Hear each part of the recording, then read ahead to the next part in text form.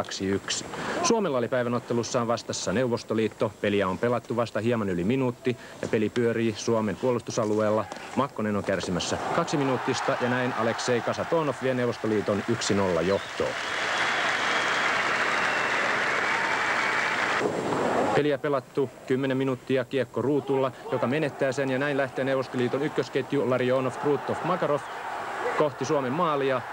Ja tämä todella kaunis Makarovin maali kannattaa katsoa vielä hidastettuna uudelleen.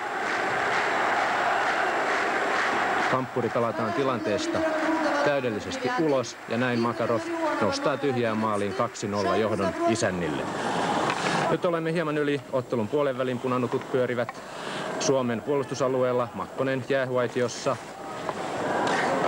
Näin Agekin lähtee kohti maalia, saa Konstantinovilta syötön ja nostaa kiekon kamppurin selän taakse. Näin Konstantinov, Agekin yhdistelmä. Ajassa 32:30 on sitten Suomen kavennuksen vuoro. Maalin viimeistelee ruuhkan takaa Pekka Arbelius, joka pelaa 4. MM-kisoja.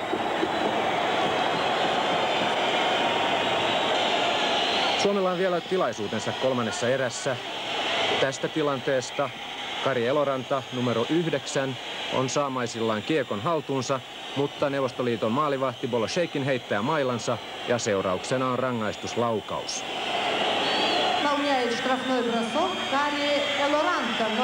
Ja näin Eloranta lähtee liikkeelle, mutta laukaus osuu maalin pystytolppaan. 4-3 ylivoimalla Neuvostoliitto onnistuu vielä tekemään yhden maalin, kun Kasatonov tässä hetken kuluttua Fetisovin syötöstä tekee ottelun loppunumeroiksi 4-1 voiton isännille. Tässä tämä Kasatonovin maali.